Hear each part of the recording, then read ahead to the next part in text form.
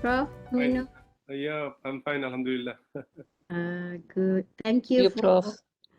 thank you for your active, commitment with us. This would be your third one, Prof. So Uh, we really appreciate it. Thank you very much. you're most welcome. Sister Jamila, can you see my screen? Yeah, can Prof. Okay, so I stop or I keep it? You can keep it. Yeah. Can keep it, huh? Yeah. Sure. Okay, okay.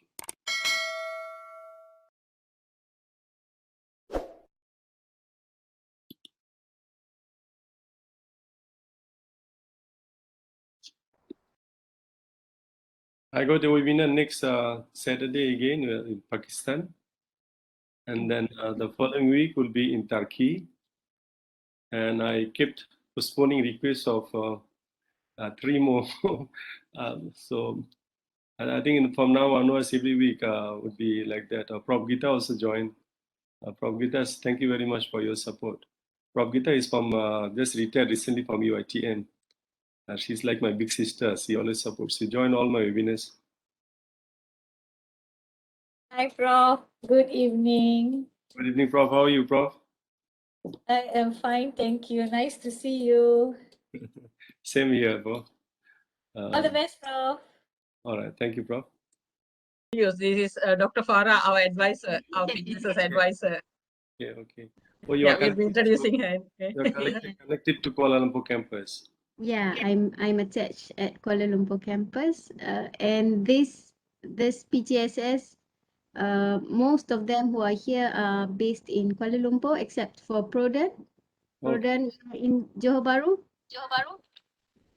Mm-hmm. Yeah. So, where are you now, Prof? Now I'm living in Perlis in Kanga town. Okay. Puan Jamila, I think, has been attending my webinars. Then 2 months before, he requested me, can I do 2 sessions? Then she asked me, is it too much to ask? Then I said, you do one first. Then somehow it's going to be the third one. Yeah, Alhamdulillah. It's because of your commitment. I know you are very busy, Prof, but thank you very much for entertaining our requests. No problem, Prof. I try my best to not to reject any request, but sometimes too many, so I become my health get affected. Yeah, So I because for understand. one webinar, I need to prepare about 70, 80 slides. It takes a long time. Not many people can understand it because ideas are quite genuine, all my own ideas. So those take a lot of thinking and synchronizing the thinking, putting that in the PowerPoint slide takes time. I truly understand that it's the same everywhere else. Doesn't matter if it's half an hour, 1 hour, 2 hours, or 3 hours. The preparation time is almost the same, right, Prof? But even my session somehow, like last session, I wanted to finish it within 2 hours, but it dragged on up to 3 hours. Yeah, close to midnight. I think last time was Yes. close to midnight. At 5 minutes past 12, I requested participant, please allow me to leave. Yes, because it was a Saturday as well. But A lot of questions. Because I do allow participants to ask whatever question they had on research method from any area. So there is many concern, many questions. Well, the last workshop you did was very close to the students' heart. What more can they? Who else can they ask the research gap and defining research problem? It's always a problem for students to identify the problem. We all suffered during our PhD journey. Well, now we have about 140 participants. Okay. Assalamu alaikum and good evening. Welcome all of you to the International Collaborative Webinar organized by the Postgraduate Society of the Faculty of Social Sciences and Humanities, University Technology Malaysia, Kuala Lumpur, and Business School of Mota University, Jordan. Our gratitude goes to the School of Graduate Studies, UTM, for allowing us to have this collaboration. The title of today's workshop is Identifying Researchable Topics and Transforming Them into Titles. It is an immense pleasure to have Professor Dr. Aminul Islam, an eminent professor and a prolific researcher, as a speaker today. With us today, we have the advisor for the Postgraduate Student Society of the Faculty of Social Sciences and Humanities, UTM Kuala Lumpur, and the Dean, he'll be joining soon, of the Business School of Muta University, Jordan, as our guests. Our two moderators are Assistant Professor Dr. Rula Al-Halafe from Muta University, Jordan, and Brother Prodan Mahbub, a PhD candidate from UTM Johor Bahru. I'm Jamila Hanuma, a doctoral student at UTM and the president of the Postgraduate Student Society of the Faculty of Social Sciences and Humanities in Kuala Lumpur. Now I invite Dr. Wan Farah Wan Fakhruddin, the advisor for the Postgraduate Student Society of the Faculty of Social Sciences and Humanities, UTM Kuala Lumpur, to share her thoughts briefly. Welcome, Doctor. Thank you, Hanun. Assalamualaikum warahmatullahi wabarakatuh, and a very good night to those who are staying in Malaysia and in Jordan. Probably you are still having the sunlight. Yes, so thank you very much for those who are here on WebEx and also at our Facebook page.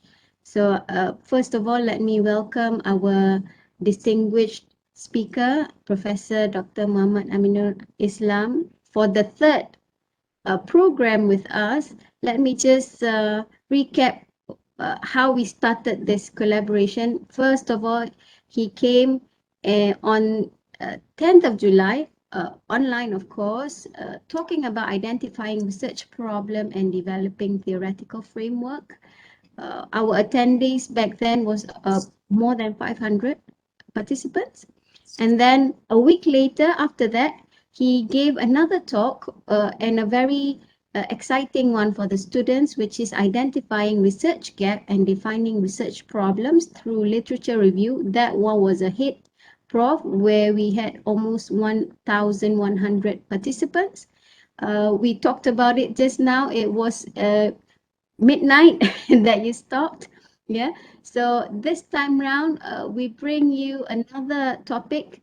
Although Professor Amin said just now it was probably not close to students' heart, but I truly believe that a researchable topic and transforming them into relevant titles are very important, especially for publication and going into indexed papers. So I believe this is also our second collaboration with Muta University Jordan, and I would welcome again Associate Professor Dr. Rula Hani for being here for the second time with us collaborating. I hope this would not be the final one. This would be opening up for more doors for further collaboration, as well as with Professor Dr. Muhammad Aminul Islam.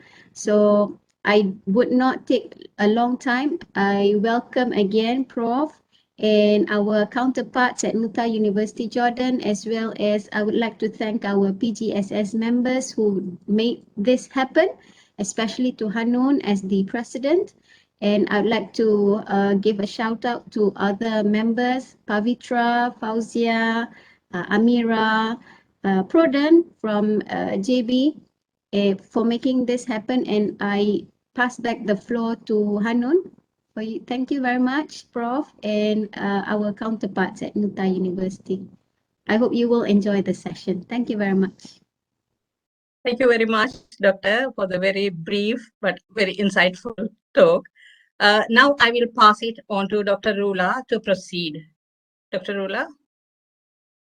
Okay. Hello, welcome. Welcome all.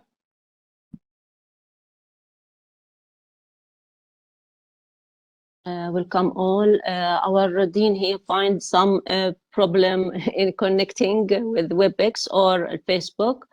But first, I would like to thank Sister Jamila Hanoun for her coordinating this webinar. Good evening, guests, colleagues, and participants. I would like to thank Prof. Amin, Dr. Aminul Islam, my main supervisor in PhD journey, who mediate the relation between UTM and Mu'ta University. The thanks extended to the postgraduate students, Society of Faculty of Social Science and Humanity, University Technology Malaysia, Kuala Lumpur, for collaborating the business school Mu'ta University this webinar. I am pleased to invite the Dean of Business University, who has been the strength behind Mu'ta University collaboration, to share his feeling in this special occasion. I think Dr. Amin, Professor Amin Ayman Al-Qatauni, he's with us, or no, I don't know. Maybe he still finds some problem in connecting with the link.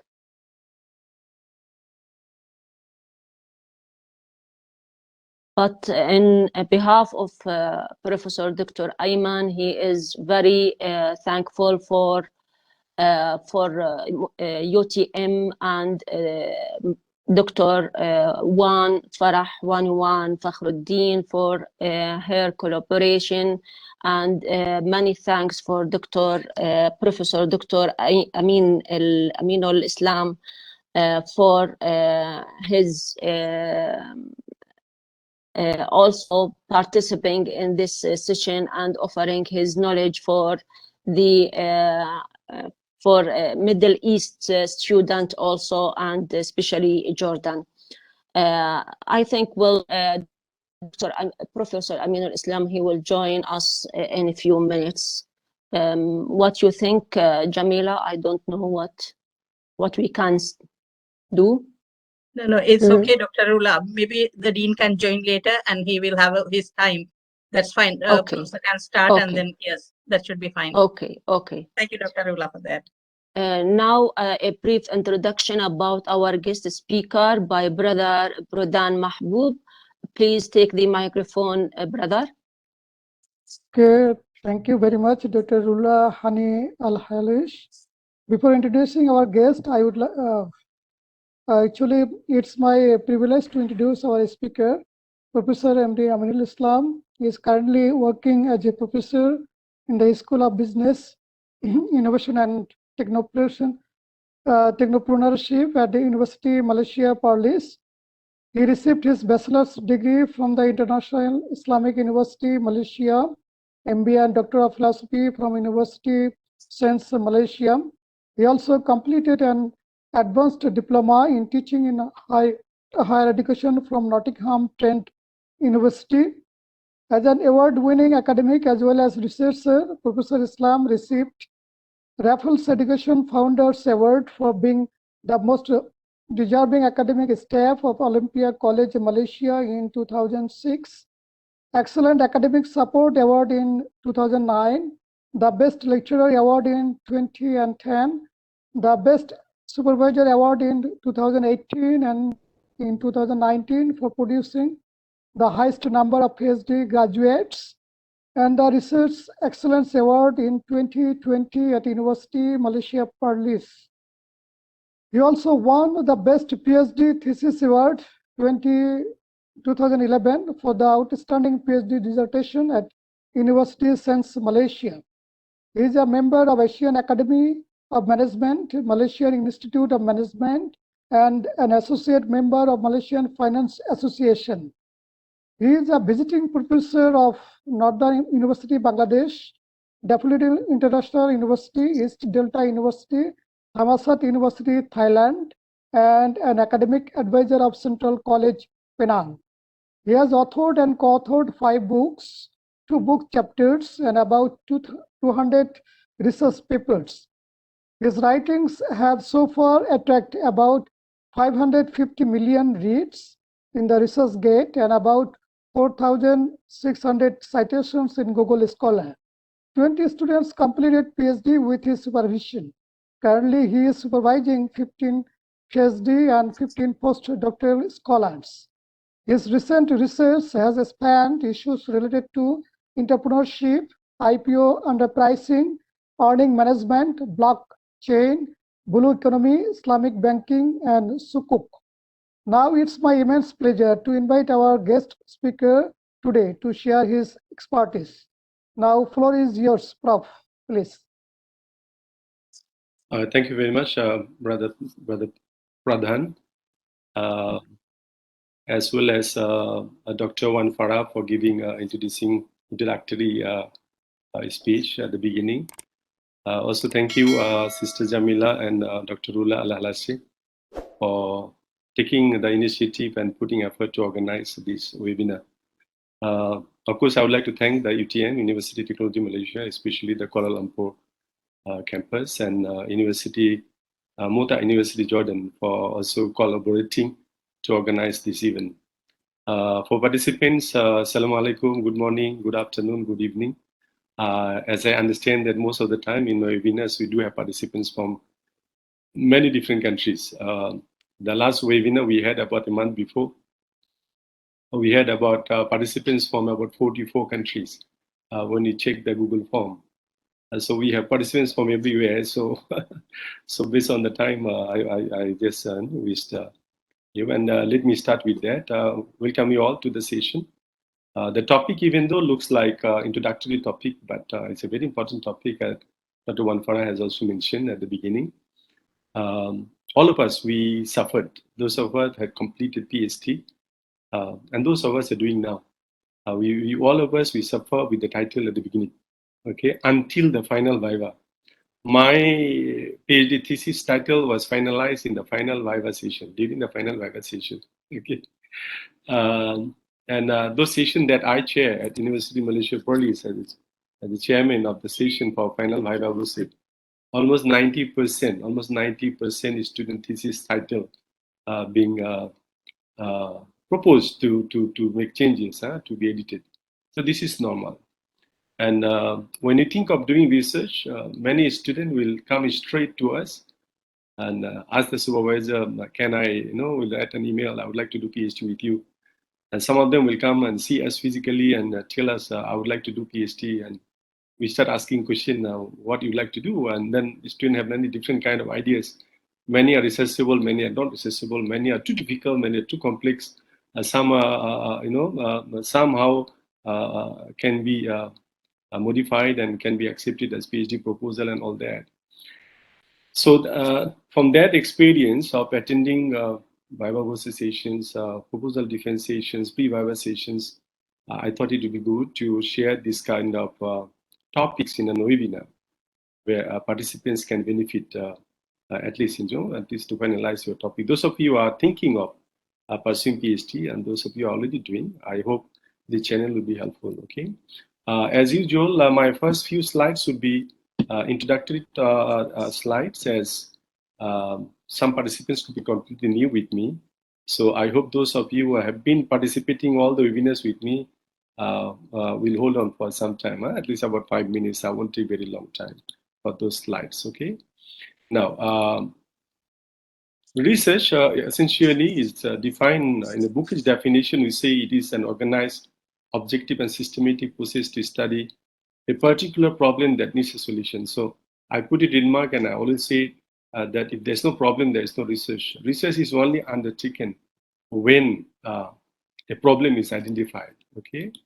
And some other definition that I put it for PhD students especially, a voice of discovery, a journey. It could be an attitude and experience, careful critical inquiry in seeking facts for principles. I did explain many times why I call it a journey, so I don't think I'm going to spend more time on it, okay? So those of you who are new with me, I do have a YouTube channel, Platform for Research and Development. You can just go to YouTube channel and just type Platform for Research and Development. Then you will see the YouTube channel will come, and I have about 76 videos uploaded there. So I have been trying to make it a one-stop center for PhD students. So from the title until the final viva will say everything should be there. So I think almost 80% contents are there, and I'm trying to add on more contents for you. Okay. So this is components of an empirical research, of course, and you need to have a title.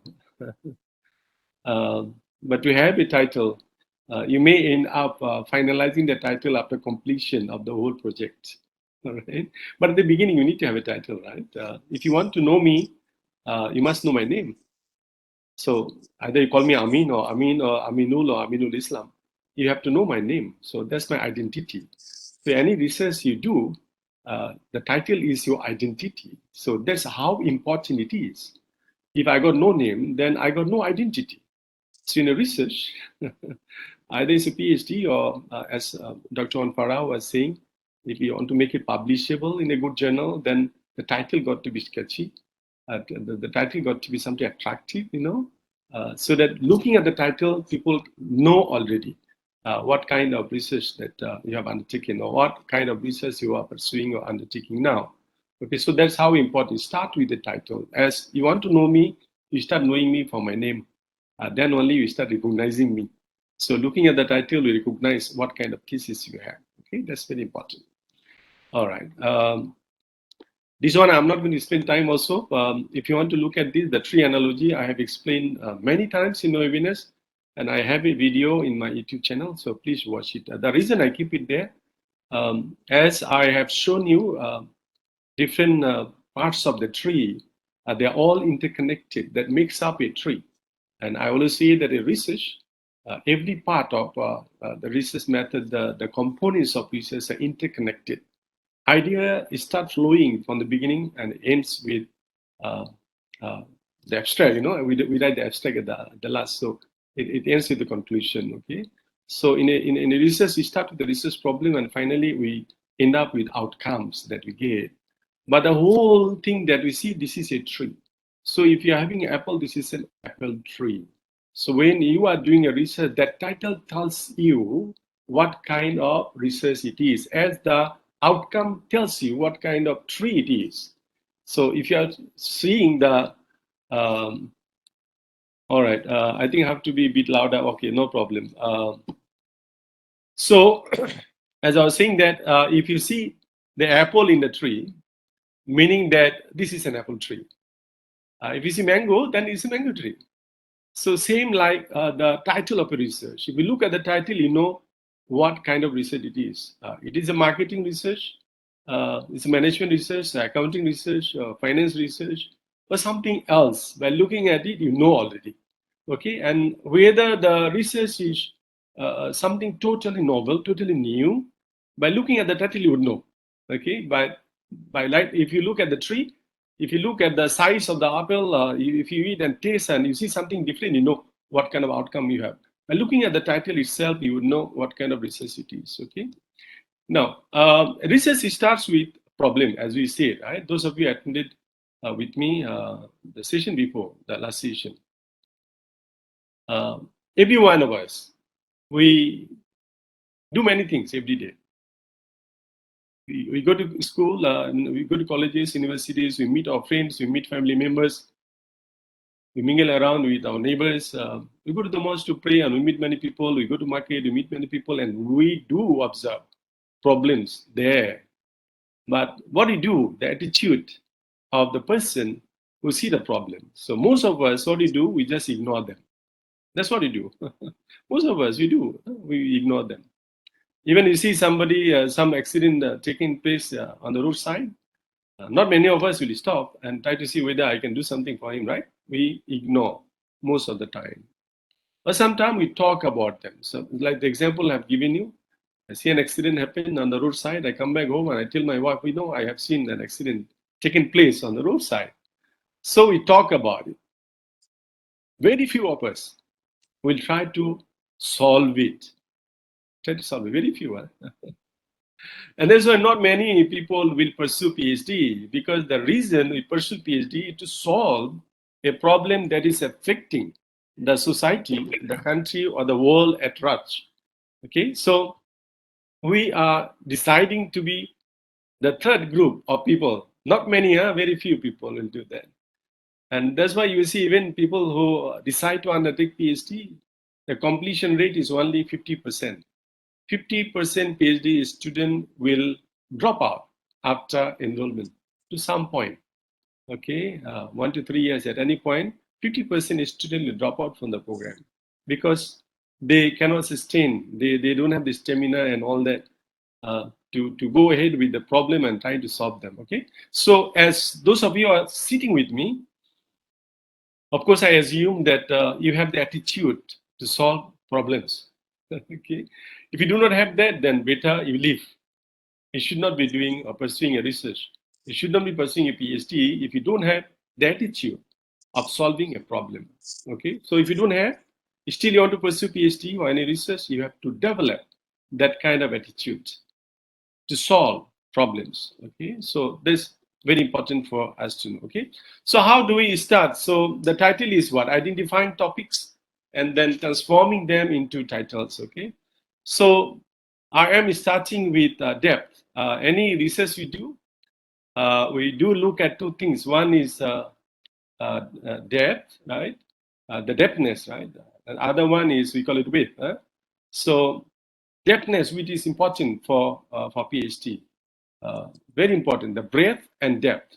So depth is when we look into a problem and we try to go into deeper and deeper, and we try to understand what is really happening, why it is happening, how is that happening, and what kind of solution can we get.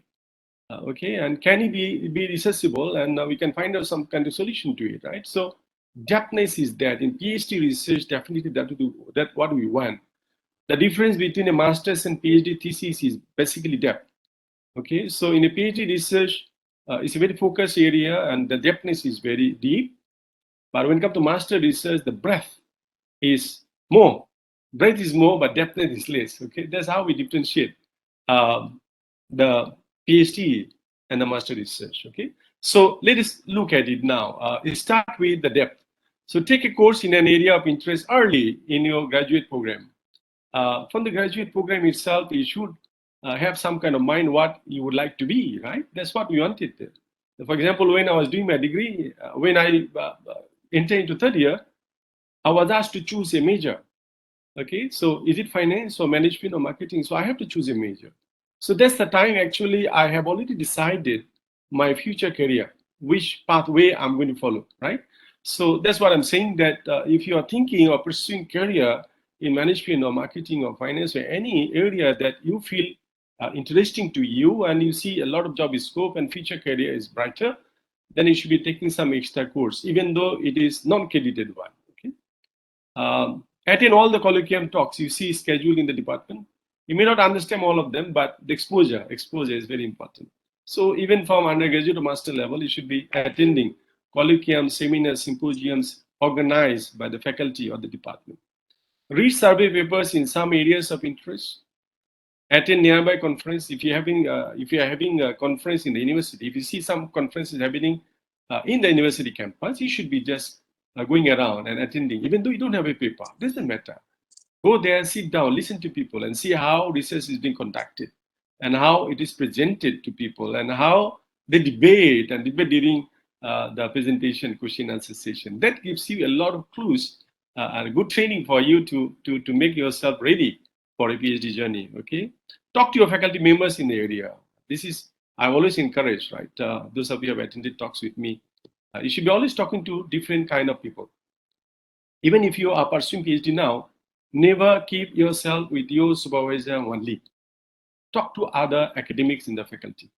You will be surprised to see the different kind of ideas you get.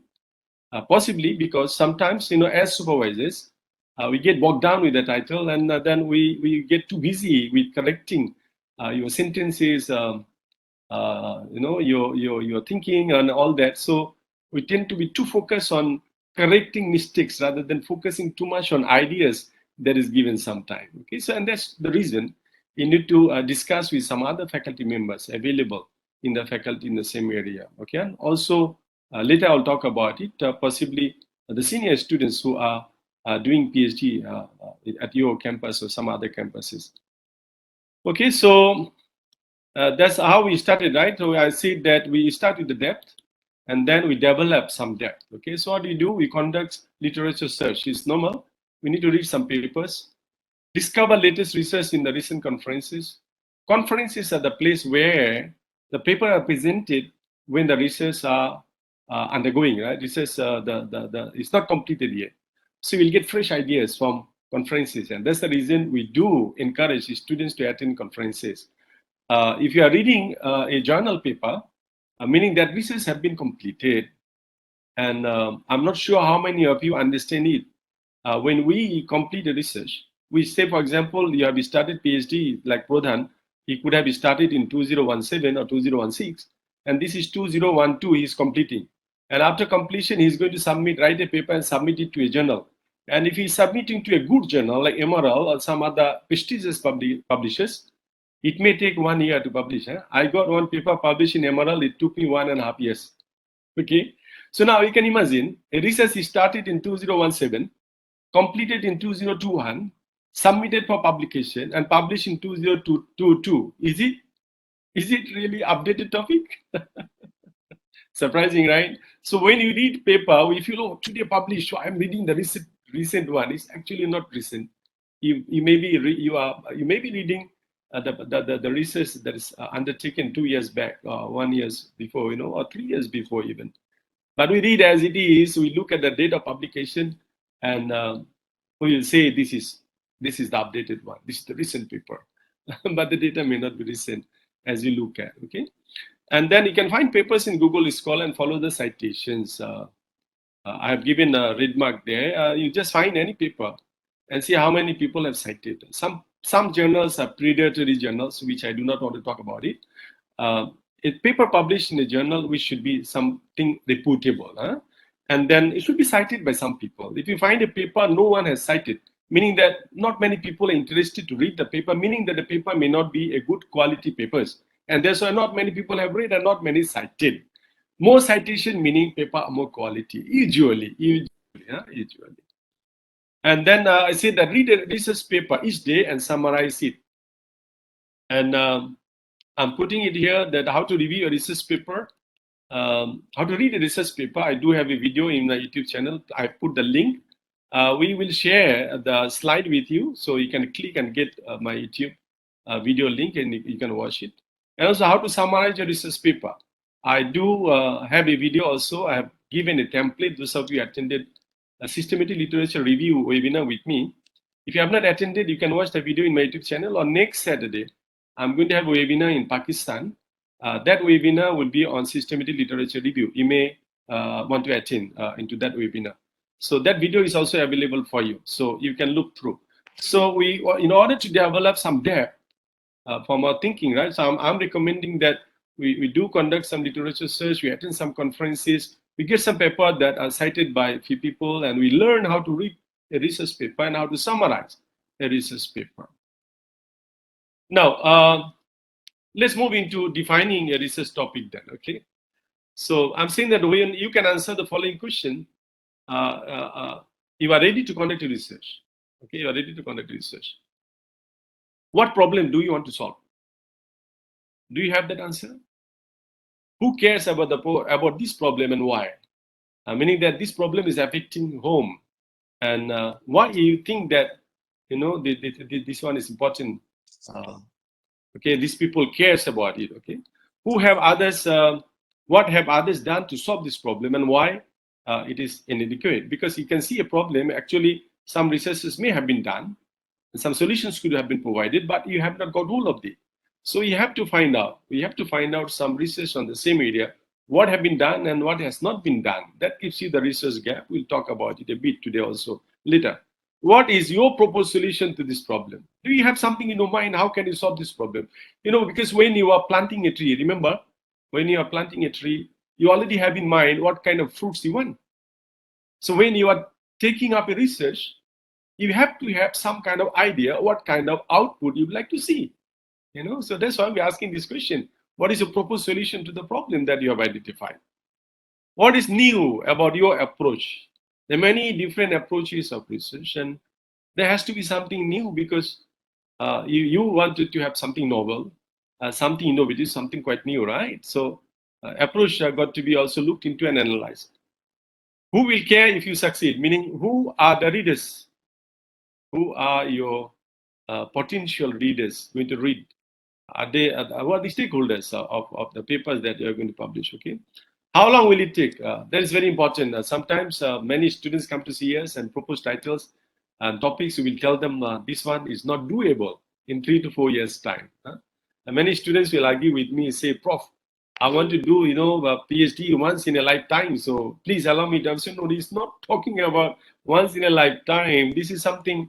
PhD is a very focused area of research. You have to look for depthness rather than you are going for the breadth. Okay, look at the breadth. So you have a prescribed time. Universities usually give you 3 years, and that can be extended up to 5 years, 7 years. Okay, maximum 7 years to some universities, but not more than that. Okay, so you got to be careful also looking at the topic. How long will it take? How can you demonstrate that this is a good solution? So meaning the solution that you are going to provide, you have to demonstrate that this is something very good and workable. Okay, so if you have answers to these 8 questions, then we would say that you have a researchable topic with you. Okay, if you don't have answers of few questions, then you have to review back and find out answers of those questions to make your topic researchable. Okay. All right. Now, there's certain thing that we got to also consider. Number one, what do we feel passionate about? Because research, you are going to do it like Pradhan was saying, affecting health, a lot of sacrifices and anything, right? You talk about money, you talk about time, you talk about your health, many other sacrifices, your relationship with your wife, kids, and your father, mother, there many things comes in. So you have to do something that makes you interested, passionate about. You feel motivated of undertaking that kind of research. So if you are not interested in the topic that you have chosen, you will continue suffering until you change the title in a midway somewhat. Like for me, when I started with the topic to do my PhD, after 3 months, I changed my title because after 3 months, we realized that data is not available.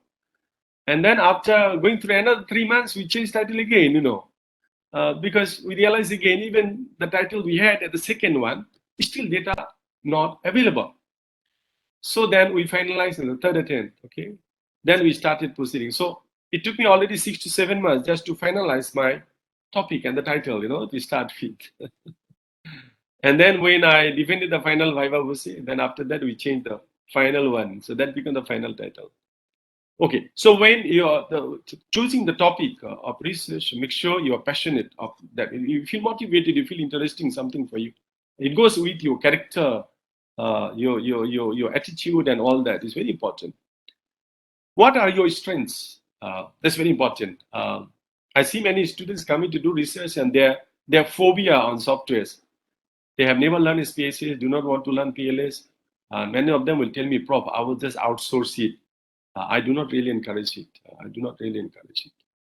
I'll always encourage you to learn the software that you are going to use to analyze your data. You can, of course, outsource it, we accept it, but somehow you are going to make yourself handicapped. Okay. When I do attend the final Viva Voce sessions, and I feel pity seeing the external or internal examiners, they skip chapter 4. Why? They say, no, I'm not good in software, so I rather skip. So they will ask more questions on chapter 1, 2, 3. So when I chair the session, I'll tell them, actually, the students have gone through proposal defense, pre-Viva, and they have been drilled through on those chapter 1, 2, 3. Why are you asking so many questions on it? And they got competent supervisors, 2 supervisors, sometimes 3 supervisors working with them. PhD is given based on your chapter 4 and 5, analyzes the findings that you have and the conclusion that you make, the contribution of your study. So I would prefer in the final Viva Voce, when I go as examiner, I would rather focus first on the research problem to understand whether the student understand it or not. And then finally, I will, immediately after that, I will rush into a bit of research methodology, then more on findings, analysis, technique use, and the contribution. All right. So look at your strength. If you find that you are very weak in statistics, the better understand, put effort to learn bit of basic statistics. That's what you need, basic.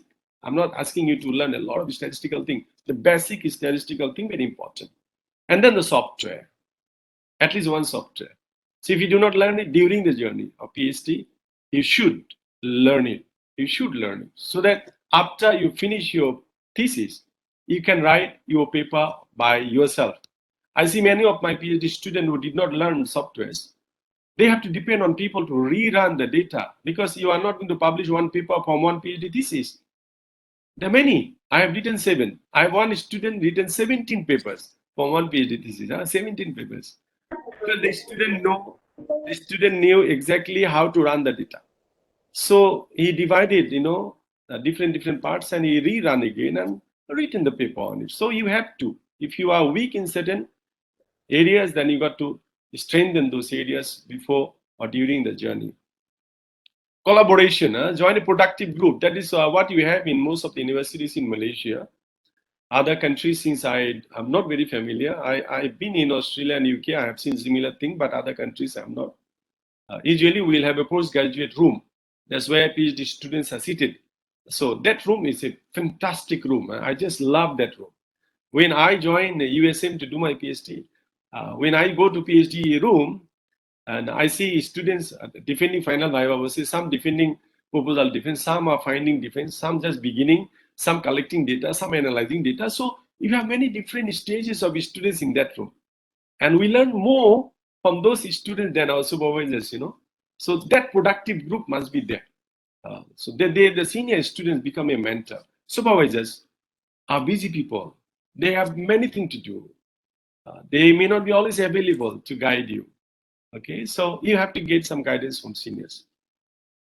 Selecting your own problem versus having problem handed to you. This is important. Many of you would be looking for financial support. In that case, you have to choose supervisor topic given because the supervisor is funding you from a research project, from a research grant.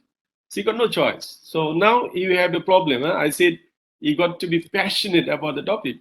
And here you may not be passionate at all because the topic is given to you, not that you have selected the topic. So that one you have to keep in mind, but no choice. If you are looking for funding and you accept the supervisor title, you can play around still and then you can do on it, okay? Ask other students about the faculty. Different faculty has different expectation and different way of doing things. The way we handle students in INIMAP, I'm very sure is different the way students handle at UTM or even Mota University. It's very common. So when you enroll into university or before enrolling, try to find out what kind of environment there, situation there. Certain university, I see students have to do proposal defense 2-3 times even. And some universities proposal defense is just a norm, just to present the ideas and they proceed. And some universities are very particular, very difficult. They have to complete chapter 1 to 3 and they go for proposal defense. And could be they could fail even 2-3 times. In my own student, one student out of, so far I have now 25 already graduated, PhD student under my supervision. And one student had to defend 3 times, proposal defense. So that kind of situation also there. So we got to identify and look at the expectation of that university. Learn that beforehand, or if you did not learn before, after you join, you should learn that how the kind of expectation of the faculty that you are going in. These are some characteristics that we expect from a researcher. Ability to work conceptually, critically, coherently, and creatively. 4 very strong words I put. Ability to work conceptually, critically, coherently, and creatively. I'm not going to talk too much on it because I got many slides to go through. Understanding of the chain of reasoning. Anything you do, it got to be justified. There must be some reasoning beside anything you write, anything you think, anything you express when you do research. Ability to formulate evidence-based argument and conclusion. This is where PhD students are very poor many times, I see. What we do literature review and we talk from the literature. We do not try to connect it with the industry. That's why I focus a lot. It is definitely essential, very important to have the evidence from the literature. And then you you start arguing and building up the case for your research. But please make sure you connect it to the industry, because your research findings is going to be applicable to the industry. Industry must be benefiting. Industry must be benefiting. So you have to collect evidence from the industry. That makes your thesis stronger, research is stronger. You got knowledge gap and then you have industrial gap. The two comes together, practical gap and knowledge gap. That makes it stronger. So you have to have the ability of combining these two coherently. Okay, ability to source, review, and integrate academic literature. You must know where to get papers. Now, at our time, I have explained many times that during my MBA, when I was doing at USM, to do MBA, a small dissertation, to find papers, I have traveled 6-7 Malaysian universities. From Penang, I traveled to Kuala Lumpur, and we bring down one journal and we go page by page and find out on paper, we photocopy it. And sometimes we spend a whole day and we got only 2 papers. But now it's not like that. It's just one click away. But you must still know where to get quality papers. Most of the good universities, of course, UTM, Mota University, my university, the libraries, all Malaysian universities subscribe all good databases where you can download papers. Okay, certain university, if they don't have that database, you have to communicate with the friends who are studying in different universities and get papers from there. Okay, so these are the very essential characteristics of researcher. Okay, because that will help you to shape your research ideas to make it researchable, and then you convert them into titles. Now, identifying research question, that's how we look at it. You can see the boundaries of research in your area, and then the topic become like that. So it all starts with a broad general idea of a field. Say, for example, myself, finance, right? So I start, okay, I have to do research in finance.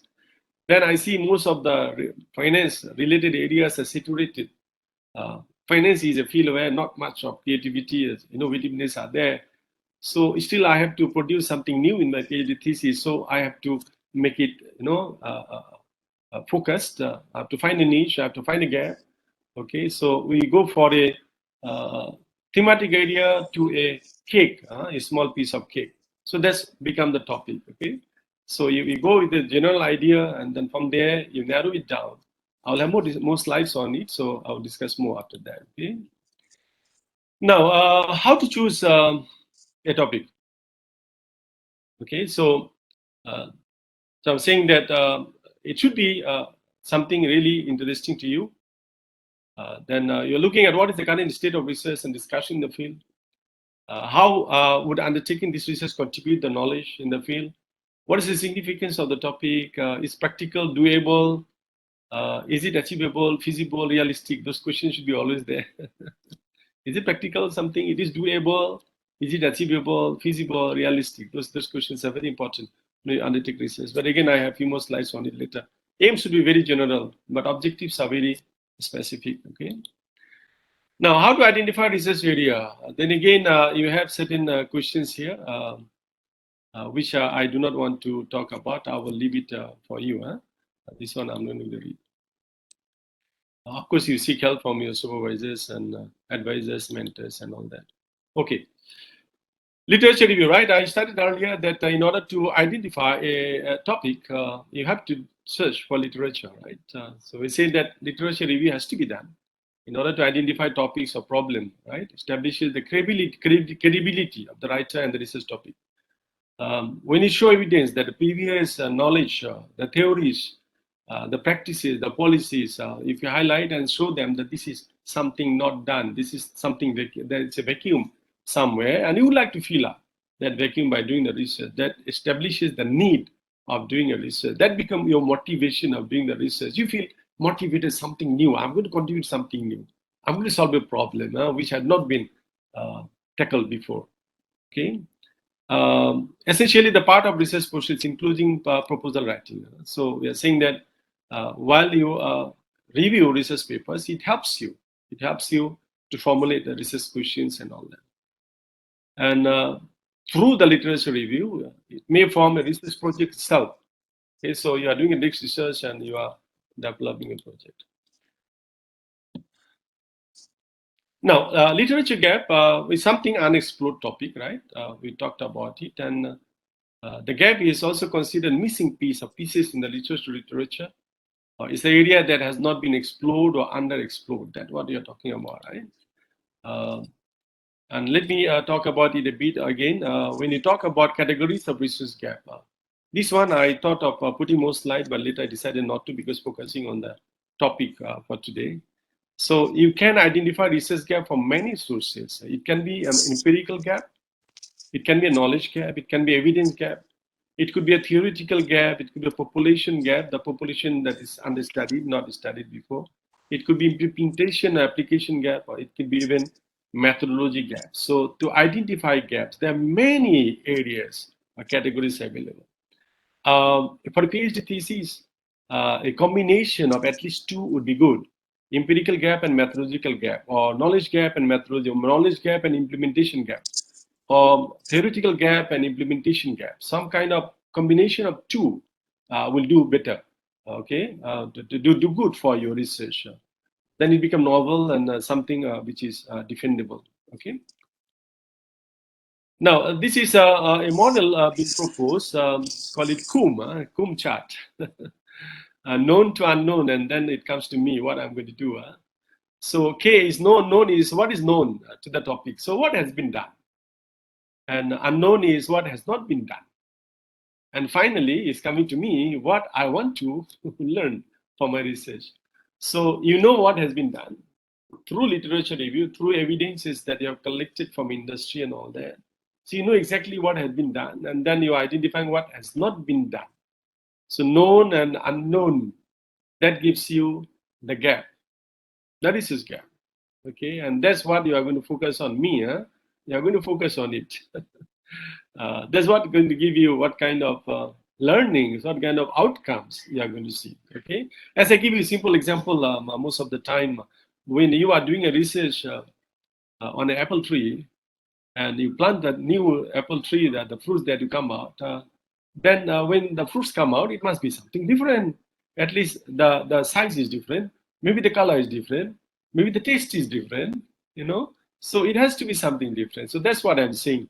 That you have the known. You know the apple is there, but still you want to come out in new apple. It has to be something totally different, right? That's what you are saying. So you are going to know, and you're looking at unknown, and finally find out. Because many students come and tell us that, Prof, I find many papers, many research have been done. Then I say, why then you would like to do the research? Then the students start struggling. I said, that's the question you have to answer me, to convince me that there is a reason for you to take up research, okay? So you have to convince me that I have read this number of papers, I found these are the works have been done, and these are the one I found no answers. So I want to find answers by doing research. That makes you somebody, a researcher, somebody having inquisitive minds of finding out solution to your problem. Okay. Now, formulating and clarifying research topic, some important steps are very known. Let me review a bit. Identifying the attributes of a good research topic, generating ideas, okay, to select a suitable topic, turning ideas into clear research question and objective. I'm sorry, I cannot allow you to annotate. It disturbs me. Please don't request me. Please, sorry. I have to decline. Then writing your research proposal. So these are the important one to formulate and clarify research topic. When you have reviewed literature, and then you will have your time for question answers. Please don't raise hand now. Let me finish up my presentation. We'll give you time for question answer. Don't worry, you'll be given time. So once you have reviewed research papers, you identify the gap, you got some data from industry, and I found an issue area that you feel that there is a vacuum and fill in, then you should start writing proposal. When you start writing proposal, that's the time your ideas would be refined, redefined. And you will come out to something totally different, totally new, than what you have read. So writing research proposal is important. Okay, attributes of a good research topic. The first one, the capability. Is it feasible? Is it feasible? So you're looking at yourself. Are you fascinated by the topic? If you're not, then you shouldn't be doing a research on the area. You'll be suffering. You will be suffering. If you feel, say for example, if you have not learned driving, how to drive a car, only few times you went with your friend and just drove around. And after that, you are given a car and you started driving from JB, Johor Bahru to Kuala Lumpur. Imagine how much suffering you are going to have on the road. You see people driving 160, 70, 80 or 200 kilometers per hour, you will be just shocked. And if you are driving too slow and people start honking you, remember?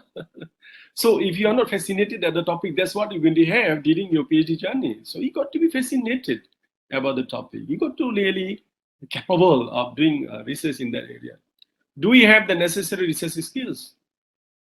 Some research required extensive modeling and understanding of softwares.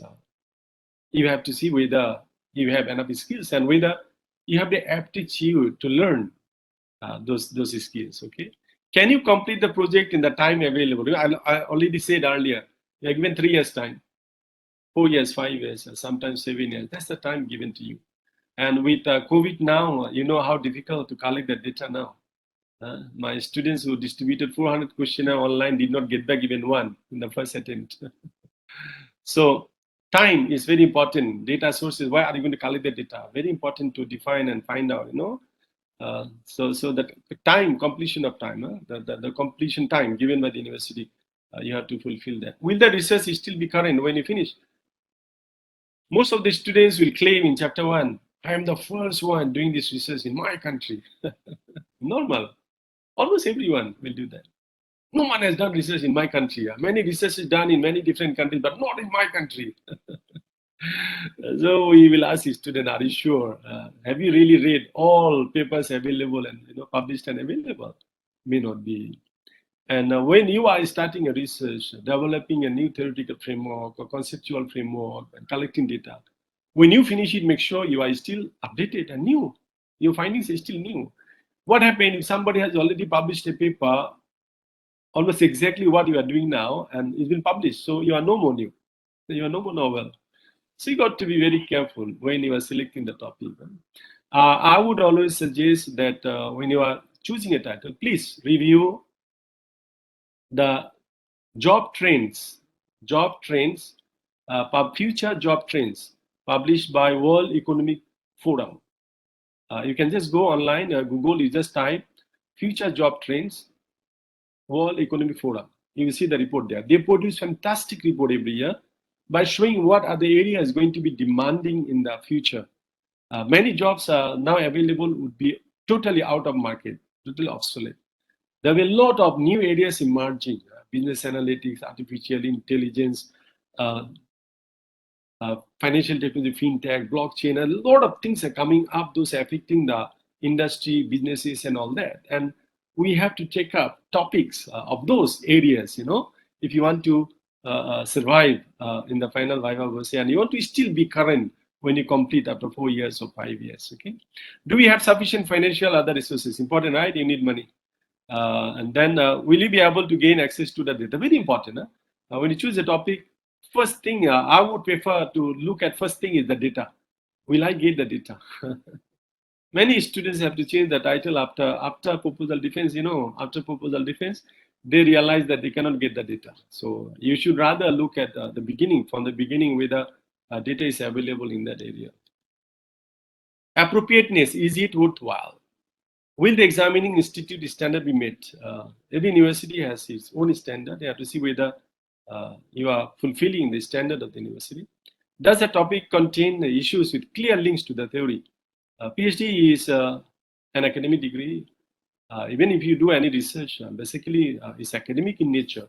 And you have to connect to theory, right? So we have underpinning theories and supporting theories and all those. I do have a few videos available in my YouTube channel.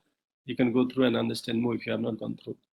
Will the proposed research provide fresh insights into the topic? Something totally new, right? And all of us, we have problem during the final viva voce of answering what is new. What is new? Okay, so we sweat answering that question. If you fail to prove there's something new, either in the form of knowledge or practice or policies or method, you fail to get the PhD. So you got to be very careful on that. Are your findings likely to be symmetrical? If your finding going to be exactly the same as what people have done before, then there's no value for your research, okay? And does the research topic match your career goals? So you are looking at your career, future career goals and all that. All right, so hours and appropriateness, is it worthwhile? So will the examining institute standard be made? I talked about it, right? So are the research questions objective clearly stated? With the proposed research provide fresh insight, then it's going to be symmetrical, and also we look at whether it is going to be something with your career. Those of you who are available with me now, please don't leave because you have many exciting slides afterwards. But I have to talk about the preliminary thing, relevance, right? Whether the topic given is something related, right? Possibly you look at your organization, the university, different university have different niches. And different supervisors do have also different areas to work on. So you have to match that also, okay? Generating ideas, these are the some areas, some ways you can do it, which I'm not going to talk about much, but I'm emphasizing on the keeping an ideas notebook. I do emphasize always. As a researcher, you must have a notebook with you, research notebook. I call it ideas notebook. Ideas do not come always. It doesn't come always. As you are walking on the street in the evening, you might be jogging and you just get an idea. You're driving, going somewhere, you just get an idea. And sometimes you spend hours and hours. Sometimes even during my PhD time, sometimes 2 months, I couldn't proceed at all. Just stuck. And suddenly one day playing badminton, I got the idea. I came back and I was still just wrote it down on a piece of paper. I got the idea, and that's how I can continue now. So you should have an ideas notebook, writing down the ideas, and then you work from there. Okay. This one I don't think I'm going to explain much. Also, research usually ideas start with intuition, right? The way you have been brought up, educated, and your family and all that intuition. Then you experience, then you do review papers, and then you consult with authorities, right? So that's how you look into a researchable topic, okay? Researchable topic. You start with your own intuition. You have something in mind. I feel like I want to do a research on it. And then you have some experiences, or you consult with people who have experience. And then you review some papers, consult with some researchers, and then you consult with the authority, people with authority. It could be academic, could be industrial experts. Okay, so that helps you to change into ideas into a researchable topic. Okay, all right. Okay, let me now to be very specific. Turning ideas into research topics. Okay, so this is a research idea. Say, for example, you are talking about advertising and share prices. You know, those of you are from finance, you know the share prices. When you are listed in the stock exchanges, your share prices are traded, and the share price only goes up when good decisions are taken. Corporate good decisions are taken. So you cannot go to the market and say today my share price is this, right? You cannot. So price goes ups and downs based on the images that you have. So when you have good corporate image, good corporate decisions are made, the price will be affected, okay, increase. So if good corporate decisions are not made, the price will go down. So you look at how does running a TV advertising campaign designed to boost the image of a company affect the share price. So this is general focus of your research question. So you have a research idea, you have a research question. So what could be the title? It could be just like effect of TV advertising campaign on share prices. That could be your title. Effects of TV advertising campaign, the campaign what is missing on share prices. So you have a research idea, and then you have a general focus on research question, and you are coming down to the title. Look at second one. Most of the recruitment are now made through via internet, right? So you're looking at how effective is recruiting for new staff via internet in comparison to traditional method. So that is your research question, right? That's a question you have in mind, general focus. So what could be the title? So your thesis title could be a comparative study of recruitment for new staff using online and traditional methods. So you are looking at idea, then you are coming at a general focus question, and then from there you are developing, converting into a research title. Okay, so these are some useful technique that is used to turn ideas into a research topic. You start with a general focus, definitely, and you can use the Russian doll principle. Okay, what does it mean? It means that you're breaking down the research question from the original statement, the normal, the focus question you have, into few layers. Okay, so you are breaking down into small. Then where you will reach into a very essence of the topic, the heart of the topic. That become the niche where the gap is there. So once the gap is identified, that become the heart, the theme of your research. Okay, and then of course discuss with the supervisor, industry expert, all that I mentioned about it.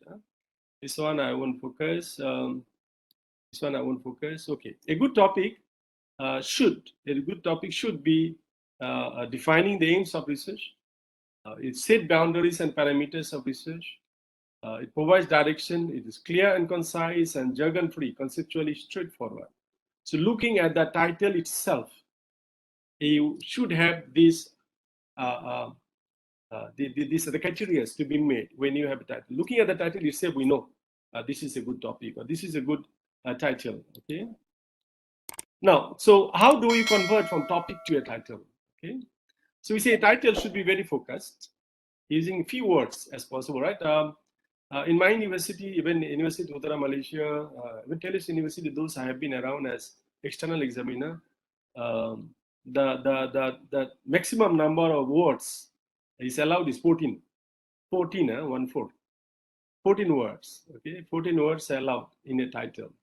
So title has to be very concise, very precise, very focused. Okay, title should not be description, rather it should indicate something critical and analytically. Okay, so title itself will tell you how complex the topic is, how complex the research title is, how complex the research method and all that. The title itself will tell you, especially for PhD. Okay, and a problem or issue that needs research to be undertaken should clearly emerge. By looking at the title itself, you know the research problem. That's what it is. Very important. Okay. The title, the title also should have the keywords. For example, like your dependent variable and the group of independent variable that comes together. Possibly looking at the title itself, you may know those variables there. Okay. So this is something how we transform, right? So if you start with the topic, right? So you are looking at looking for title topic, then you are going for main concepts, then you are going for main issues, themes, and you are looking at foundation concept, right? So you start with foundation first, very broad area, right? Breadth. And then you move into main theme and issues. Then from there, you move into main concepts or detailed ideas. And finally, you come out with a research topic that you like to pursue. This is given by O'Leary 2004. This is what I like a lot. Putting a map for potential research topics. Okay, so you look at inside just below the book picture is my interest. So it is starting with your interest, and then you are looking at different aspects and putting it in a mind map. Okay, a concept map that helps you to identify a topic for your research. Okay, so I'm providing you this. Hopefully, when you have the slides, if you are filling in the Google attendance form, they will share the slide with you. So this will help you. You can mind map it brightly, right? You look at your interests, and finally you look at the theme of your research. There's a dependent variable, and then slowly all the areas that actually define your dependent variable, independent mediating moderator, all those come into this template. So mind mapping could be a very good way of doing it. This is narrowing down to the topic, like the final approach, right? So you start with a broader area and slowly you narrow it down, and finally you zoom in. So I've given an example here. The topic is basically environmental factor contributing to conflict between ethnic group in South Africa, and then a study on the South Durban Basin, right? Basically an example from African region. Most of my webinars, I have, I think, almost 30% participants from Africa. So this time I have decided to at least give one example from African context. Okay, so that's how it is. So you are looking at very general one, conflicts between ethnic groups. Then you are boiling it down into zooming in into factors leading to conflict between ethnic groups. Then you are coming down again. You are zooming it down, zooming in and zooming in, and finally, at the end, the red marks, the title that I'm giving you, you are reaching to a title. Okay. Okay. This one I won't talk about. Okay. Let me give you an example. A workable a real example of a PhD title. Okay? Say, for example, this is a study has been undertaken by one of our students at University of Malaysia Police. He observed that in Bangladesh, the garments industry is very popular, and almost every country, we are second, number 2 garments exporting country in the world after China. We used to be number 1, now China has become number 1. So Bangladesh is the second garments exporting countries. Okay, so this student has observed that the garments industry performance somehow declining. Okay, so he started reading papers and collecting data from the industry. And he found that ineffective management of human resources is one of the reasons. There could be many reasons contributing to the decline of the industry. But one of the main reasons he identified is human resource management. And he identified the recruitment and selection, training and development, performance approach, the reward and benefits. These are the areas of concern that's affecting the organizational performance of the garments industry in Bangladesh. And beside that, when he went to the industry, he found workplace safety is a problem. Labor strike, vandalism, high employee turnover, all are there. So he combined this all together, okay? And then this is a template that I have provided. I think those of you attended before. So he put it on the knowledge gap, human resource management practices, those affecting the organizational performance. And he found something workplace safety totally new. So from his case, he has problem in the knowledge gap there, identified as sub problem 1, and he got sub problem 2, another area basically coming from industry but can be connected to the knowledge area. Okay, and then he is looking at the industrial problem, dissatisfaction, labor strike, vandalism, and all that. Okay, so looking at this, what kind of title can you have? This is what you have, right? Human resource practices, organizational performance, and workplace safety. So now I'm going into titles. What kind of title can I have? So this is the title he finally decided. Effects of human resource management factors on the organizational performance of garments industry. Workplace safety as a moderator. Okay? So he started looking at the organizational performance declining. But performance declining could be many reasons, due to many reasons. But he wanted to focus on human resource management. And he identified it. And then he plotted in the template. As I show it, I love this, to put it in the template. This is a template that I always encourage, my own created template for you. So you have the knowledge gap here, you put it there, and then you have the industrial gap together, and you combine it, and you come out with a title. So it comes with your idea, and slowly it boils down into the title. That's how I do, and I recommend you to do it, okay? Now, this is another example. Okay, say for example, this is completed under my supervision, a Nigerian student. He observed that the firm values are declining. This is a finance thesis. The firm values are declining. So he collected evidence, and the evidence suggests that inefficient management of business and financial risks is affecting the decline of firm value, affecting the firm value. So he again looked into weak management of liquidity, deteriorating quality in the management of operation risk, issue of capital adequacy, and all that there. And then he got something new. The first one, most of it are there in the literature. But the second one, he found totally new. That's become his contribution. Innovation fragility view, root cause of the global financial crisis, creating unprecedented credit expansion, innovation growth view, and all that, So this is something that he identified, and he has plotted it with the support of literature review, okay? That's affecting the firm value, okay? So he has the knowledge gap and he has the practical, significance here. And then he followed on and he cited many articles and he found out the research gap, okay?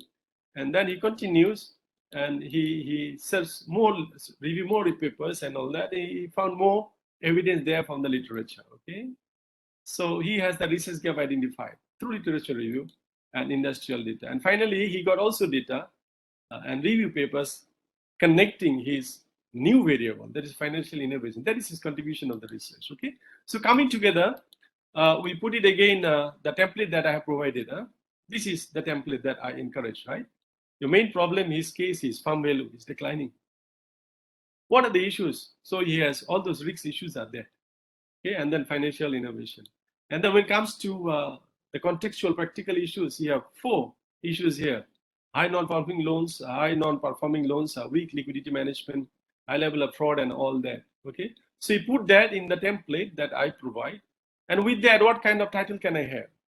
So finally, he came out with this title: Financial Risks, Business Risks and Firm Value, the moderating role of financial innovation. Okay.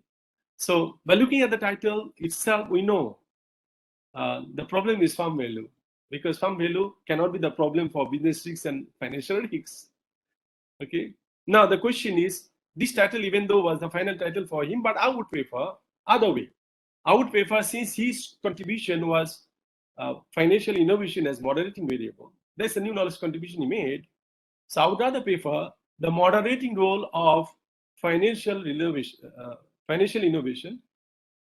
on the relationship between financial risks, business risks, and firm value, or the moderating role of financial innovation on the effects of financial risks and business risks on firm value.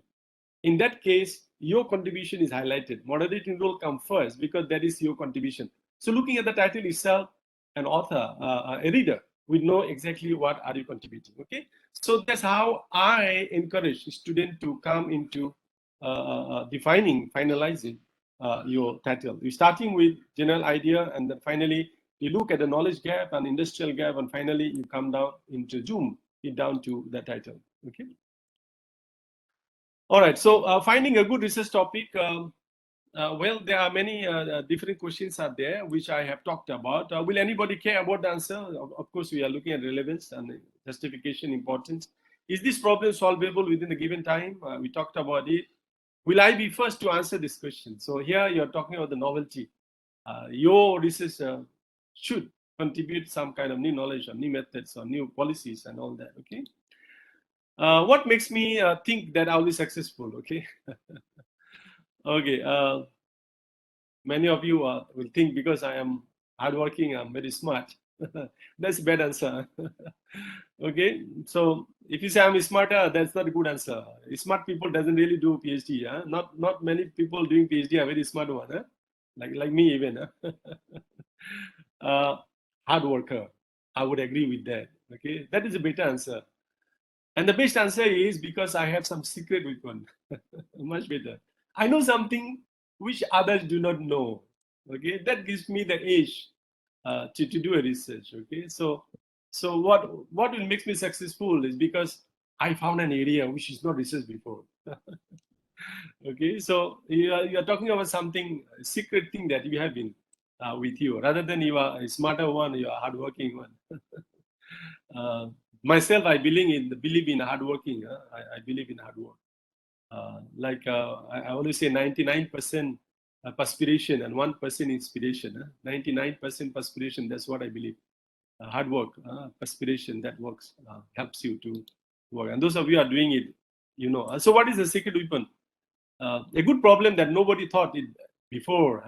So that is my secret. You know, secret recipe by producing so many cakes. If you go to KFC and McDonald's, you know they're certain are different there. Okay, so that's the secret weapon they have. Nobody knows the way they do it, right? So you have a problem as nobody thought about before. Okay, a special instrument or tools, a piece of knowledge that others don't have, or training in a discipline that other people are not trained in. That's I was saying. Look at the future job trends: financial technology, blockchain, artificial intelligence, 3D printing, business analytics. So many new areas emerging where you should be focusing. If you do that, then you are having some edge over because you know it's something new. You are going to contribute something totally new. Okay. Okay, so similar to the problem of finding a research topic, although you are not completely on your own here, listen to your supervisors, your advisors. Okay. They may have even more secret weapons than you. They might be reading more paper than you, and they have been supervising, and they know exactly how to pick up the weapons, secret weapons on different places. It's like you are going for a war. You know the secret weapons that you have. If you have secret weapons, you are going to win the battle. So in order to collect the secret weapon, do not depend on yourself alone. Talk to your supervisor. They may have more sharper weapon than you. Okay. What is who is going to be funding you? because ultimately you have to have your money to run on, right? Many foreign students suffer with that. We know that it's not that easy to fund your own study unless you have a scholarship or some kind of support. What are the strengths of groups? You are looking at the university, the place that you live in, and all that. For example, like many students that come to my universities because tuition fee is low, the living cost is cheap, and all that. But many students, they prefer to live in KL, right? But because they come here because it is cheaper. Okay. think once again. That's what you do the best. PhD students or a researcher, we got to be inquisitive, and we have to keep asking questions. Keep on asking, and asking. Think and think and think. That's what you're saying. Read, and read. That's what it is. Read continuously. Okay. Play actively with the knowledge that you are gaining, and lay links between facts. Be critical and ask questions. So again, you are talking about being inquisitive. Okay. And test, market your ideas. So when you have some ideas, you start with your spouse, possibly talk about it.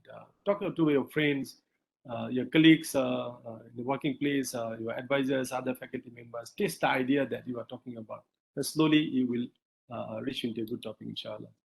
Okay, so with that, I would like to end my presentation for today, and I'll be available for any questions you have. I hope that I have shed some lights on how the process should be from ideas to a topic to a research title. If little bit of contribution is made to you, to some of you, I would think that I have been successful delivering this topic today. Okay, so I pass it to the moderators now. Thank you so much. This one is from Faisal.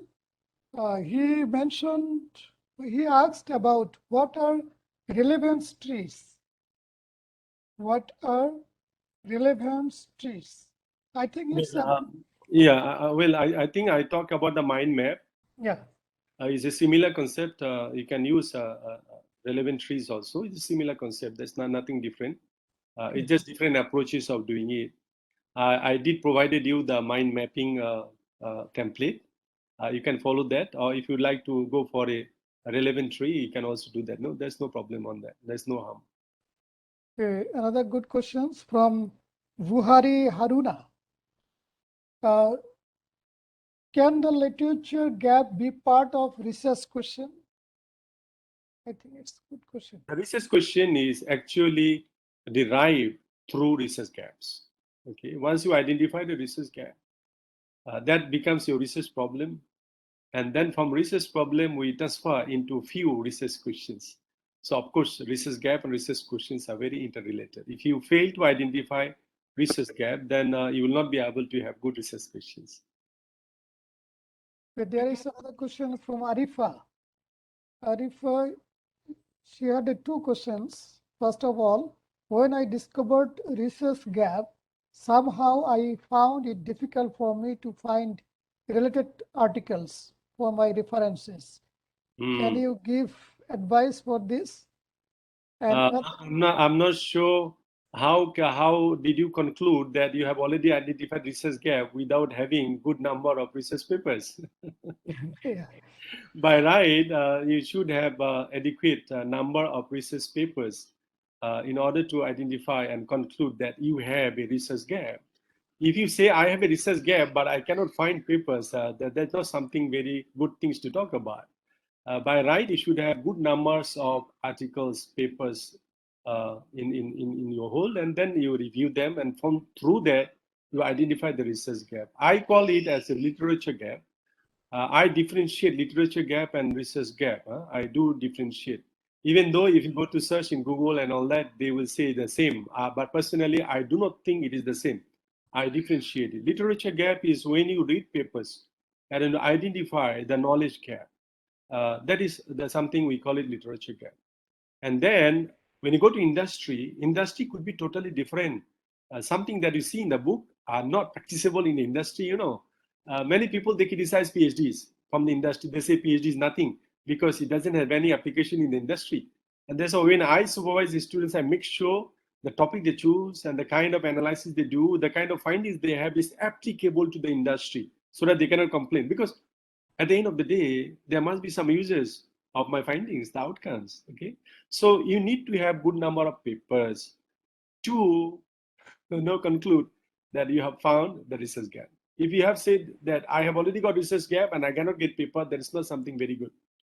Thank you very much. Possibly you can allow some participants to raise a live question, a few, since you have raised question from the chat box.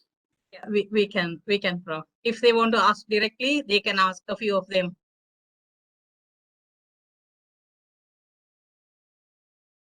You're most welcome. If any one of you have a question I would like to raise orally, you can raise it now.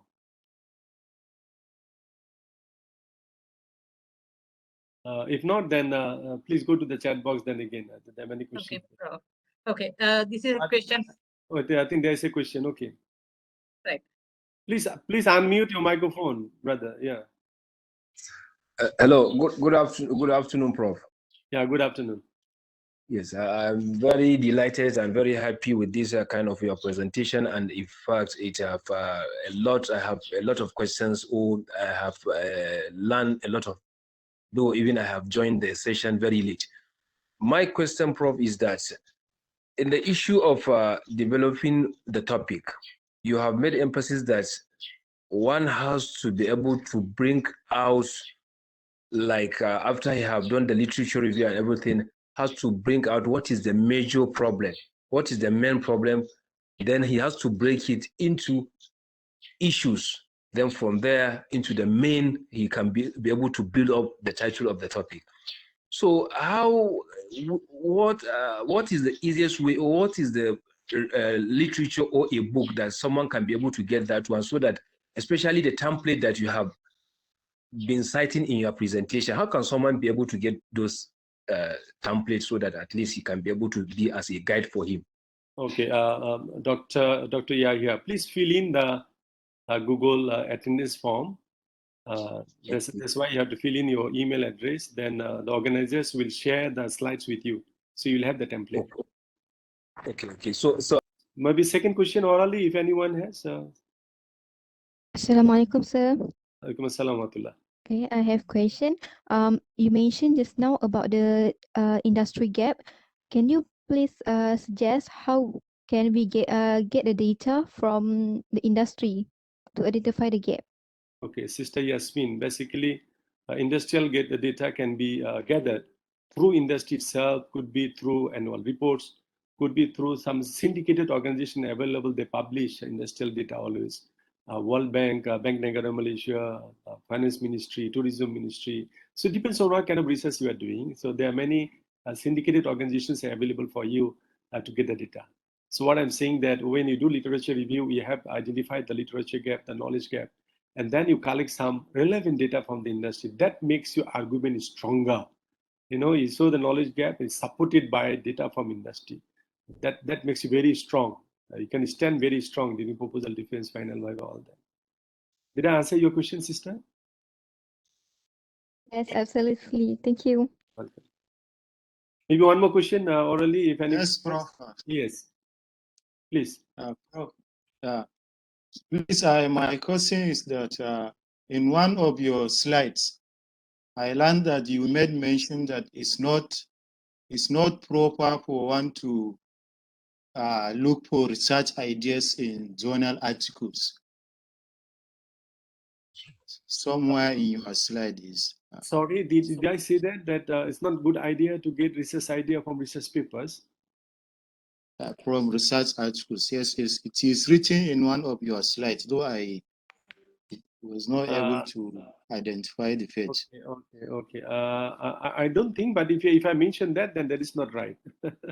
Yes, because I read it in one of the slides actually. Okay. We have to read papers, and we have been emphasizing a lot. How can we have literature gap without reading literature? So that's why I say Yeah, journal is the prime source to get the literature review and all that. Perhaps it is a typing error in the slides actually. Okay. Thank you. I'll look into it. Thank you. Okay, possibly one more question is you are only Mojit. Okay, Mojit. Salam alaikum, Prof. Yes. Good evening, sir. Thank you so much for the opportunity given to us, and I've been following your guide ever since I started my PhD career, and it has been very helpful. My question is this, Prof. The word impact in your topic, I have written it severally, and I have been rejected that if you don't have an history about the topic, you should not use the word impact. And I don't know if it's advisable to use that word impact or just. Personally, I do not prefer to have the word impact, because if you just go to Google and type what is the meaning of impact, the meaning is such deeper. It's difficult to answer through many researches. Some research possible, but most of the research is difficult to answer the question on impact. Rather, I would prefer softer one, effect. I think that's what many people have asked you. I think effect to be more softer. If you look at the meaning of effect, go to Google and type what's the meaning of effect and what's the meaning of impact. They are two totally different things. Okay, so if you are studying the impact or relationship, is easier to study. If you look at impact, it'll be difficult, because when question of impact comes in, it comes about a degree of impact, and all that, which is difficult to identify through statistical and financial statistical tests and analysis. All right, brother. Did I answer your question? Yes, Prof. You did, sir. Thank you so much, Prof. Welcome. Thank you. Is there any more question? Prof, please. Assalamu alaikum. Assalamu alaikum, Prof. Assalamu Thanks for your effort and thank this opportunity. And my question, which is there a method that you suggested help us during the write the literature review? Today's session is not a literature review, so I did not want you to cover much on it. Today's topic was on topic and then title. In my YouTube channel, there are a few videos available on systematic literature review, critical literature review. Possibly you may want to watch that. Okay, thank you, Prof. Welcome. I think somebody has given you link in the YouTube channel link in the chat box.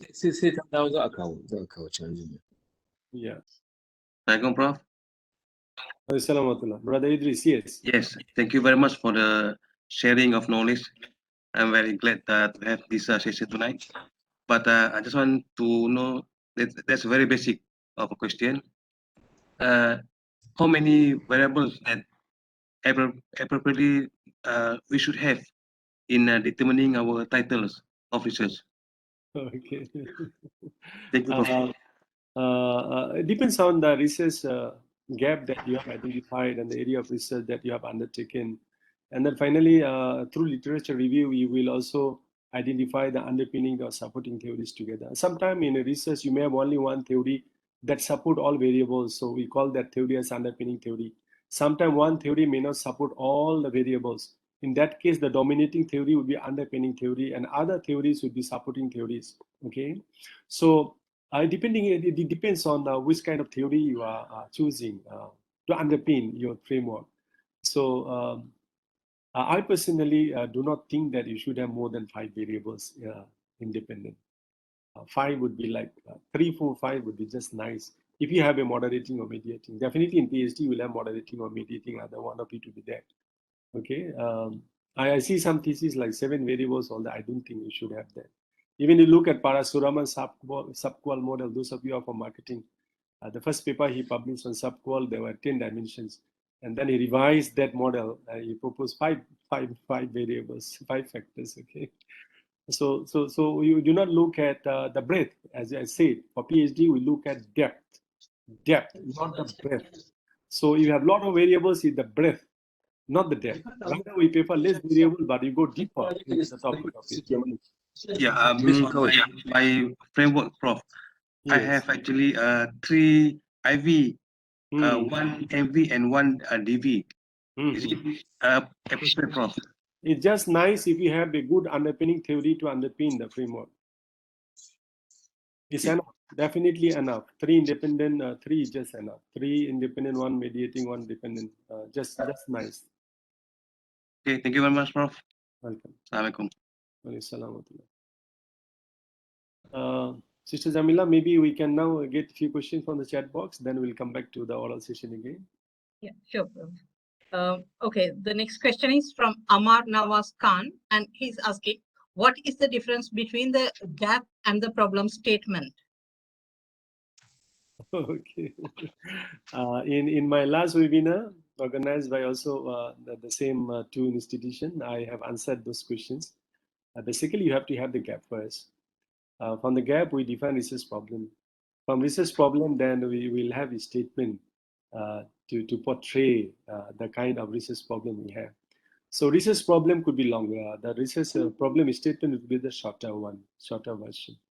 Okay, and then from there we'll have few research questions. We break it down into few research questions. Okay. The video is available also. The last session one already available in my YouTube channel. Please watch that. It's a very long one. I spoke about 1.5 hours, and question and answer session was another 1.5 hours. So 3 hours video, long video. It's available there. You may watch it. Prof, in this regard, there is a question from Mahmoud Haq. He asked for how do novice researchers narrow down to these issues from their review of literature? Narrowing their topic. Yeah. In my slide, I have the slide that we are going to give you after this session. I do have a YouTube channel link there. How to summarize a research paper. Okay. I do have my own way of summarizing paper. I provided a template. So a 40 pages paper can be summarized into one single page. The template is already there. This is there. As a novice researcher, definitely the main problem is reading and understanding the paper. Reading a new research paper is not something very good thing to do. I remember the first time I started reading paper, after reading the first paper, I wanted to run away. And I finished reading, I did not understand anything. So second time I started reading, so I try to understand, okay, and I can understand a bit. The third time when I read, I understand more. Fourth time I read, then I feel like, okay, now I understand what is this, right? So even if you look at how to read a research paper, I have given the link of my YouTube channel also. I have recommended that a paper should be read for 4 times. And every reading, what you should do. Say, a novice researcher, the one who have asked me the question, Mahbubul Haq, I think, brother. Please watch that video. I have given you some guideline, how to read a research paper and how to summarize a research paper. And I have everything, I have my own way of doing it. Like today, I have shown you few templates. So every webinar, I show some new templates. The way I try to make researchers' life easy. So I provide template. I wish when I did my PhD, I had some templates like that for me. We suffered. So now we try to work in a way so that your life is easier. That's our job. And that's what I have been doing. Okay. Okay, thank you, Prof. And the next one is again connected to this slide from Yoganandan Krishnasamy.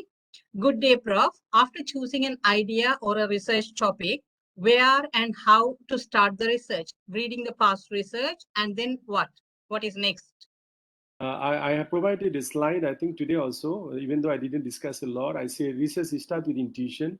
So you have your intuition, from your intuition, your upbringing, your development, the way you have been brought up and all that, you will have some kind of thinking.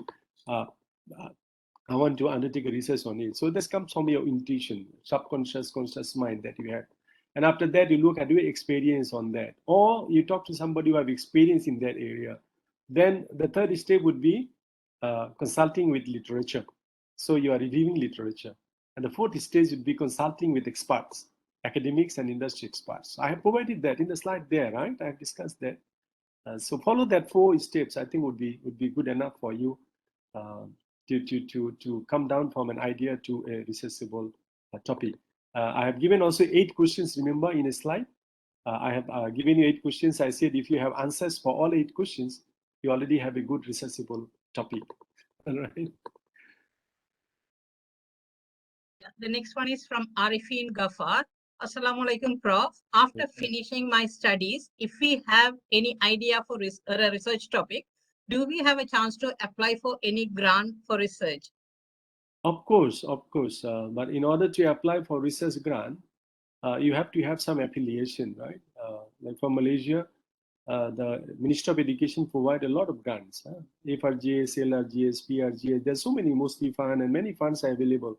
But in order to get those grants, you should be affiliated to a university. So you become, after finishing PhD, you become an academic staff of any university, you can apply.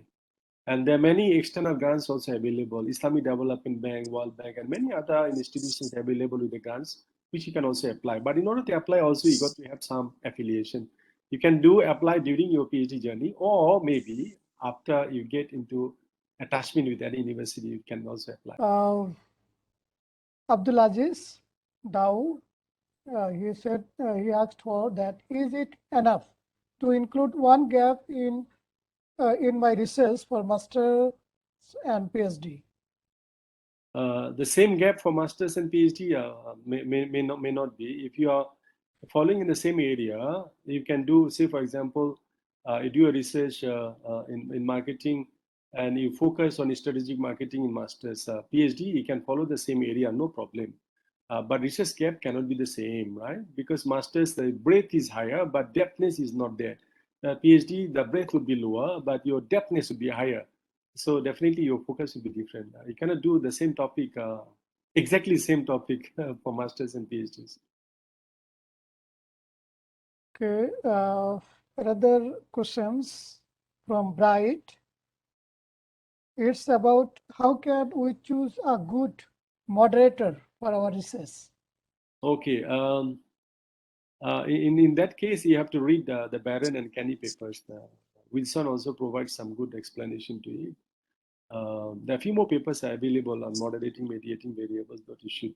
There are certain prerequisites there we should meet before you introduce a moderating variable. We see many students just come out with a variable and say, Prof, this is my moderating variable. I say, why do you think this is your moderating variable? Oh, no, I think, because this could be a good one. I said, no, why? You have to tell me why. So there are a few prerequisites there. You should understand that. Today's session is not on theoretical framework, but again, I don't like to mention it, but I have to. You just go to my YouTube channel. There is a video available, 2 hours long, developing theoretical framework. That's where I spoke about independent variable, moderating variable, dependent variable, antecedent variable, outcome variable. All data well explained. Underpinning theory, supporting theory, hypothesis development, that's all are there. Please watch that video. You will have the answers there. Okay, there is another question about what is the difference between the gap, resource gap, and problem statement? I think I have answered earlier this question, right? Same question. I have already answered just few minutes before. Another. Okay, I think that's all. Maybe we go for some oral question. If anybody has any verbal question, we'll take a few more questions. Then we'll end up the session. Anyone? Yes. If any of you want to ask the question directly, you can ask now. I think there is a new question there in the chat box. Is it compulsory to have? Assalamu alaikum, Prof. Assalamualaikum. Yes. Yes, thank you, Prof, for your informative session. I would like to ask you one question, Prof. So for title of master, if I continue like PhD and expand a variable, is that okay? Muhammad Asad. Okay. As I said earlier, if you are doing a research in masters, say for example you have 3 variables there, and then when it comes to PhD, you introduce 2 more independent variable and then 1 moderating or mediating variable, is all right, is acceptable.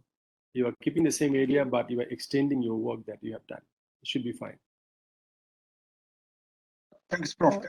Yeah, I think the green color, brother, you have the blue color or green color. You have raised your hand. Yes. Yes. Okay, thank you, sir. Okay, so I am from Bangladesh. Sir, in a short scale, suppose if I want to do a research on the vocabulary learning strategies, and for example, the participants will be from my university, and if I find that the same topic is available, and the focus of participants or from different universities or different countries, so is it a research gap or literature gap? Same topic, but the participants are different. Area, that means countries are different, universities are different. Well, if it is the same country, different university will not make it significant for you to do a new study. If it is a different country, say for example, a study has been undertaken in Australia or Malaysia or Indonesia somewhere, but that study has not been done in Bangladesh, then it is okay. So you have a contextual gap, okay? And so your context is different, that is okay. But say for example, someone has done a study on Dhaka University and now you are collecting data from Chicago University and are claiming you are different, it is not. This is not. Is it clear, Brother? Yes, okay, thank you. All right. Questions from Billu. Okay. It's about the difference between practical and implementation gaps. Practical and implementation gaps. What is the difference? Basically, what we are saying is when you are doing a research, I always encourage that you got to be connected with industry to see whether it is practicable or not. So whether it is practical or not. But sometimes when you see this practical, but again the policies are available are outdated. So you may need modification of policies. Revision of policies is essential or warranted. In that case, it is different. Okay, so practical is one, the other one is implementation is one. So sometimes we may lump it together because when you say practical, it must be implementable, right? Or you may sometimes also differ. You can say that policies are there is practicable, is practical, but unfortunately, environment keep changing. So we have to modify and then you propose new policies. That is also possible.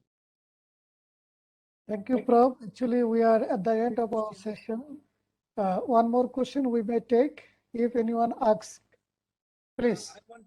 I have a question. Can you hear me? Yes, we can hear you, Brother Naim. Yes, please. I'm a PhD student of UPM Malaysia. So my topic I already changed second semester because first topic was related to marketing mix, related to actually the housing and real estate.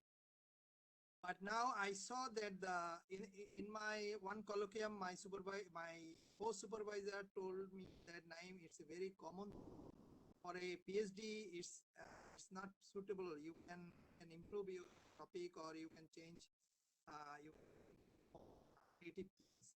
So actually, I'm very much interested related to housing related things because I am a marketing student. Now I actually choose the impact of digital marketing tools on the intention to use the green building materials in real estate industry of Bangladesh. Actually, I want to emphasize more the the environment friendly actually materials for the building construction. So in Bangladesh, I understood your question. Basically, your school supervisor is very right. If you use the 5 P's or 7 P's and you want to do a PhD, definitely it's not. You are going to suffer. Proposal, defense, final, you are not going to get through. So when you say at the end that you are deciding on looking at digital marketing, then definitely there's something new. This is the age, the topic of this time, digital marketing, the new topic. So you're looking at digital marketing and green building, all that definitely is a very good topic for PhD research. So I can go ahead. Yes, this is a very good topic. Definitely you can go ahead. The challenge would be, as I understand, the theory, connecting theories. Yeah. So maybe you can review UTAUT. UTAUT may be helpful. UTAUT. TAM, TAM, Technology Acceptance Model. Maybe research-based view model. Those model theory might help you. Research view model, right? Research-based view. Yes, RBV.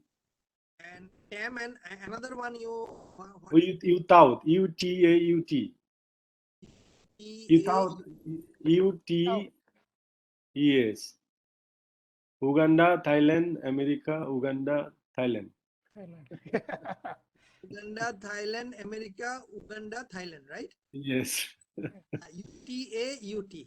Okay. UTAUT. Okay, okay, I got it. I got it. Prof, I will be get in touch with you if you never mind, because you know the UPM, the I think Mr. Uzir also, my supervisor is same, the Professor Abu Bakr. Okay. Market.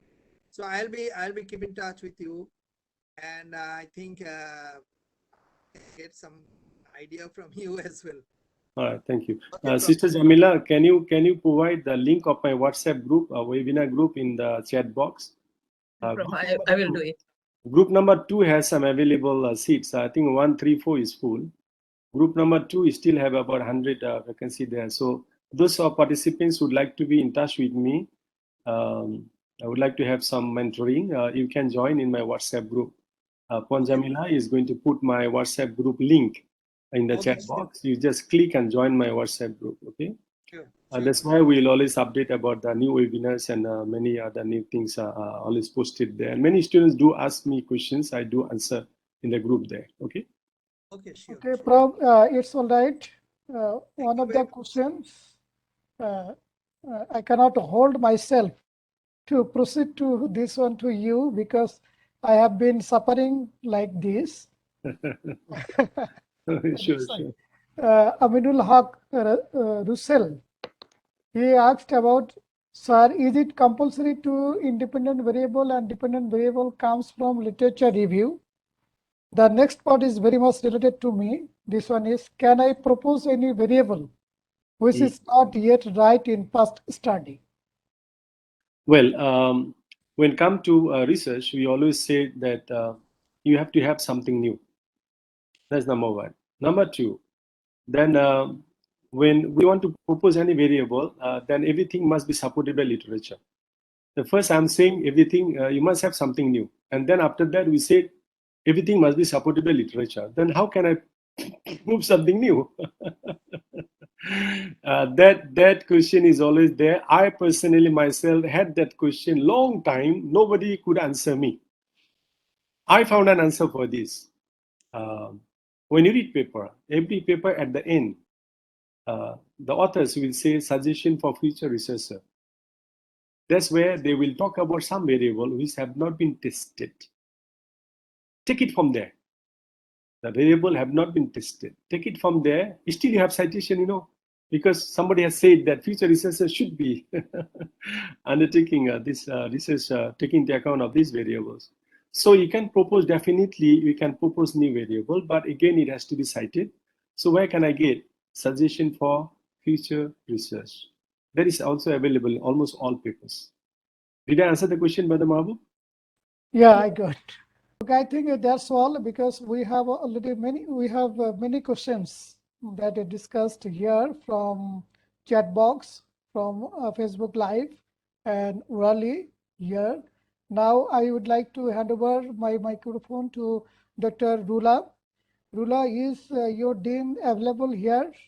If he No, has I'm sorry to say that he cannot manage to join us, and he told me to convey his sorry and deepest sorry, especially for missing this occasion and this event. That is okay, Dr. Rula. Yeah, just convey thanks to him because he was very supportive of this collaboration. Okay, thank you. I will, inshallah. And Prof, the link is shared already, WhatsApp link in the group, in the chat box. Okay, so those of you are not in the WhatsApp group with me, you can get the link from the chat box. You can just click and join my WhatsApp group. All right, so I think I tried to shed some lights on the topic given to me. I hope that it was beneficial, and I did try also answering some of your concerns, queries that you had.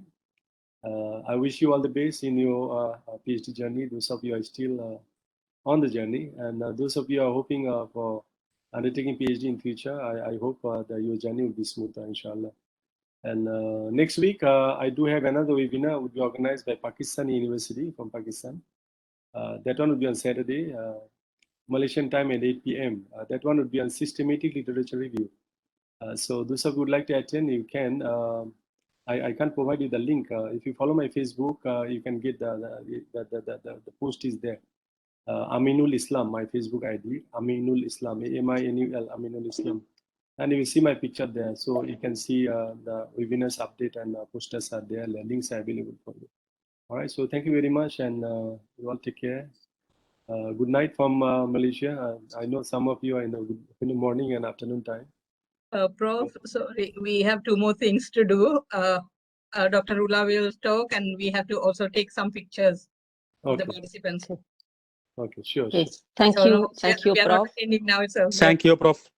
Welcome. Thank you, Prof. At the end of this workshop, which is with full knowledge and information, I would like to thank its supporters. I begin by thanking UTM University, Kuala Lumpur School of Graduate Studies of UTM, Postgraduate Student Society of Faculty Social Science and Humanities in Kuala Lumpur, and its advisor, Dr. Farah Wan Fakhruddin, as well as Mu'ta University School of Business, represented by the Dean of the School, Dr. Ayman Al-Katauni, who contributed to the success of this cooperation for the second time. Many thanks also, many thanks are to the guest speaker of this workshop, Professor Dr. Aminul Islam, for sharing his valuable time, knowledge, and experience to enrich the knowledge for the participants. May God keep you strong, bless you with good health for the benefit of you and all around you.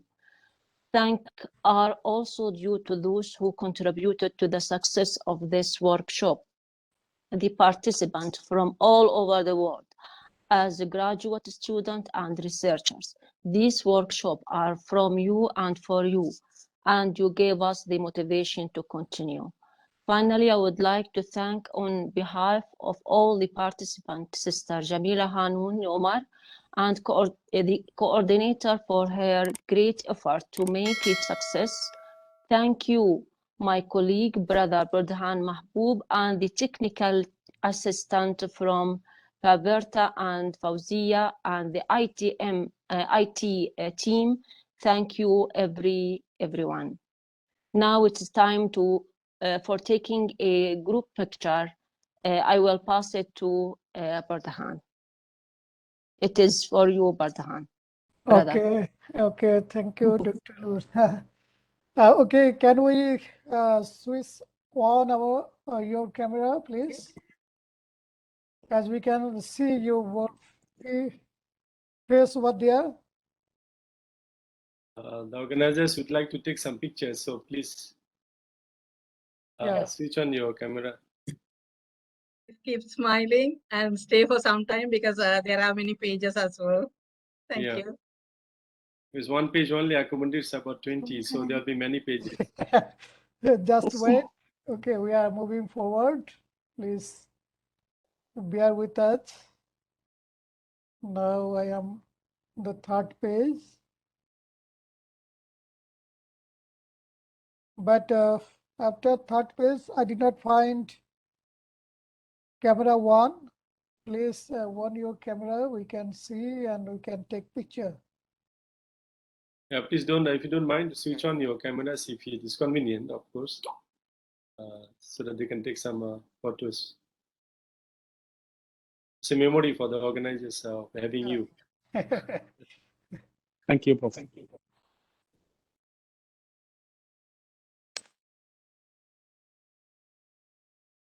Actually, I did not find any camera one after page 5. Can you please? The participants won't know which one is page 5 and page 6, you see. You just they won't. Camera. Okay. Yeah, so you have to just keep on going and requesting them to switch on the camera.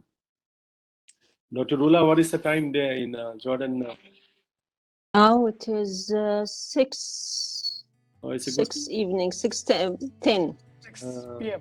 Yeah. 6 p.m. Yes. For us, it's 11:10, 11 p.m. already. Thank you, everyone. If you have filled the form, you may leave.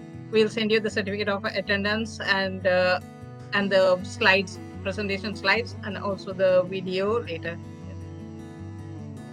Thank you.